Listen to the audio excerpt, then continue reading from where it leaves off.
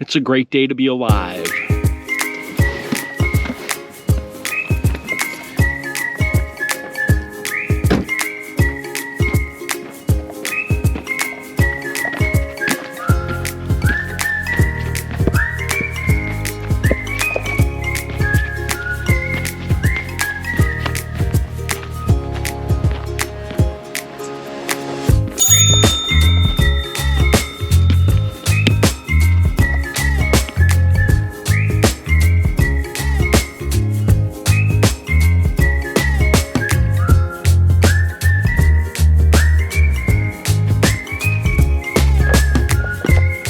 Then again, every day is a great day to be alive.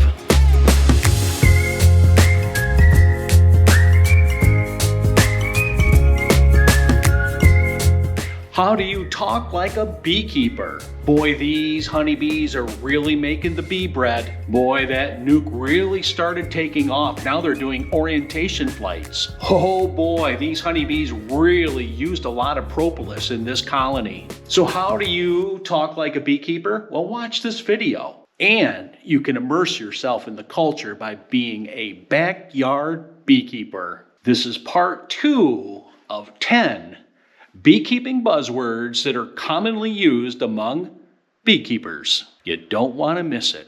Bee bread is our very first beekeeping buzzword. Bee bread is created by the honeybees. It's pollen, and the honeybees mix it with honey, saliva, nectar, and they form the bee bread. It's a primary food source for the bees, especially for the growing larvae. It's also known as purga.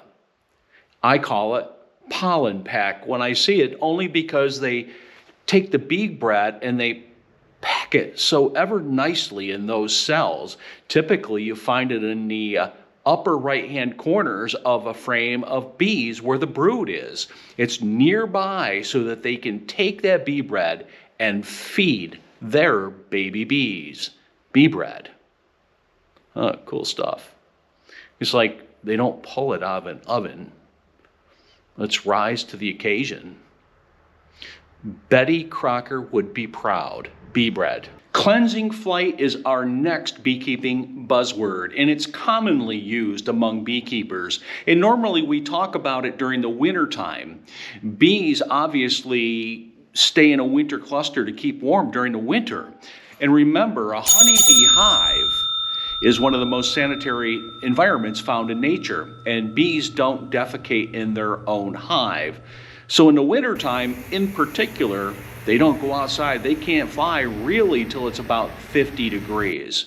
They sometimes try, but that's another video. So in the wintertime, when temperatures rise about 50 degrees, you'll see honeybees going outside of their hive, fly out really quick, do their business, defecate, and then fly right back in. That's called a cleansing flight. Also, amongst the cleansing flight, they might haul out some dead bees or any foreign debris that might be in their colony that doesn't belong there.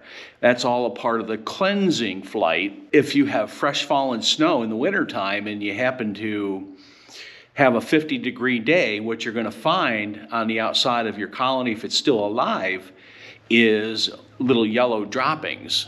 Don't eat the yellow snow because it's honeybees that have done their business on a cleansing flight. Next up, the beekeeping buzzword is drone congregation area. So it's really 3 words, but it's very much a part of a beekeeper's language. And it's one of my most favorite things to talk about. Anybody who comes into our gift shop or goes out back and has a beekeeping experience with me, I talk about the drone congregation area. Remember, drones only have one purpose in a colony of honeybees, and that is to mate with a virgin queen. Remember, the drones never mate with their queen in their hive because that's mom, and you know, that would be incest. That wouldn't be a good thing.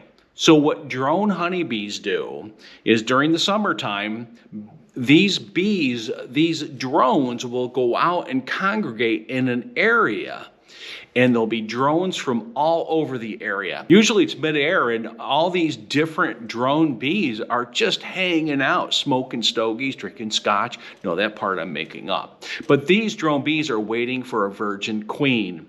When that virgin queen comes by, she will mate with 15, 20 different drones for genetic diversification. In this drone congregation area, once a drone mates with a virgin queen, that drone will die. That's the sole purpose of a drone honeybee, is to mate with virgin queens, and then they die off. Drone congregation area, it's where all the drones hang out. It's a boys' club for the boys. It's a boys' club for the men. Doesn't cost them anything. There's no fees. I like that part. The buzzword Hive Tool, 2 words, is up next. Hive Tool. If you're going to be a beekeeper and you start out, you might as well buy about 20 of these puppies. I only say that because of my own experience, but I've heard other beekeepers say this, that they lose their hive tools. Guilty. Oh, I have probably lost 30 hive tools since I've been a beekeeper. But anyway, a beekeeper won't be found without hive tools. I recommend at least having 2 with you when you're out inspecting your colonies. These tools are made to scrape, to pull out frames, to pry open boxes. You can't live without a hive tool. Remember, honeybees propolis everything. Oh, that's a beekeeping buzzword that I'm going to talk about shortly. They propolis everything, which is bee glue, basically. And everything sticks together. So you're going to need hive tools to pull them apart. They do come in various shapes and sizes. I prefer the J-hook. At least get something with a J-hook on it. That's my recommendation. So it's hive tool it is. It's not a Craftsman. It's not a DeWalt or anything like that. Nectar flow is another beekeeping buzzword that beekeepers are all too familiar with, and that refers to a time during spring, summer, or fall when nectar is flowing heavily and bees are seriously getting the job done. Nectar flow, and that you can tell when we're either in a dearth or when there's a nectar flow or even a pollen flow. Boy, those bees just start bouncing all over the place and getting the job done. Nuke. What in the world is a nuke? That's the next beekeeping buzzword, very common language among beekeepers. Nuke is short for nucleus colony, and it is a mini colony of bees, usually 4 or 5 frames, sometimes an 8-frame nuke. That's a pretty good sized nuke. They're portable beehives that people purchase to start their very own colony. I've heard some people call it a nuck. I don't believe it's called a nuck. It's a nuke because it's short for nucleus colony. It's a mini colony. There's already a working queen laying eggs. There's eggs, larvae, cap brood, plenty of bee bread, and honey stores, just enough to get them started. And you would transfer a nuke or nucleus colony into one of your Langstroth hives. It's a mini home. It's like a mobile home for honeybees. Way cool stuff. Orientation flight is another beekeeping buzzword. It is very common for a beekeeper to say and understand what it is. Honeybees use an orientation flight to know where they live. Usually, what I've witnessed in the afternoon, the newer bees, the house bees, are figuring out where they live. They'll come out of the hive and then they'll face the hive flying, and they're kind of going up and down a little bit, little figure 8 thing going on. So these bees are imprinting on their little bee brain what their home looks like. Then they start circling the hive. That circle gets bigger and bigger and bigger so they understand what the landmarks are where they live. That's an orientation flight. A lot of times that happens in the afternoon, in the warmer hours of the day. Orientation flight. They don't need Google Maps. No, sir. Propolis or Propolis, I've heard it both ways.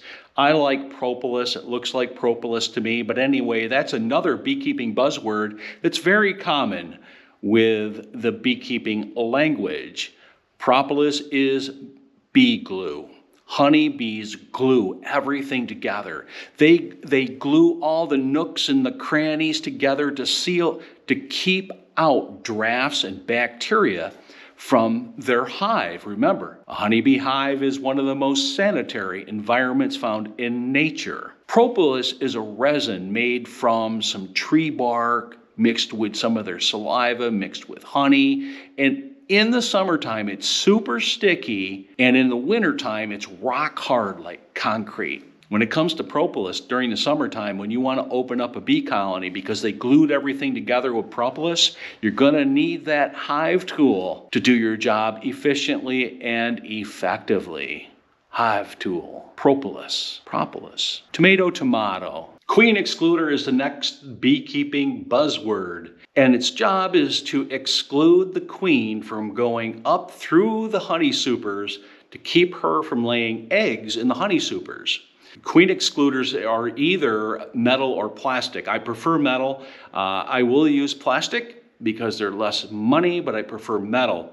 The openings in a queen excluder are just small enough that the queen can't fit up through because of her larger abdomen, keeping her in the boxes where you want her to reside to lay eggs for the baby bees, to lay eggs, larvae, cat brood. That way, there's no brood in with your honey supers. It's not fun extracting honey supers with brood in it. I don't even like the idea of it. I think some beekeepers do that. I'm not sure. Queen excluder. She's not welcome to the party, pal. Washboarding is next up as a beekeeping buzzword. Washboarding is something honeybees do and no one really knows why they do it. They can't figure it out. Sometimes during the summer, and I don't see it every day, it's only once in a while, honeybees will be on the front of their hive rocking back and forth in a backing forth motion. And I've got some video footage here that you can see them. They're all kind of hanging out as a team. They're rocking back and forth. Looks like they're scratching the surface. Maybe they're cleaning the front of their colony. But when you look up the term washboarding for honeybees, you'll find that no one really knows why they do what they do. But it's a pretty cool thing to watch, especially when you know it's washboarding. That concludes part 2 of Beekeeping Buzzwords.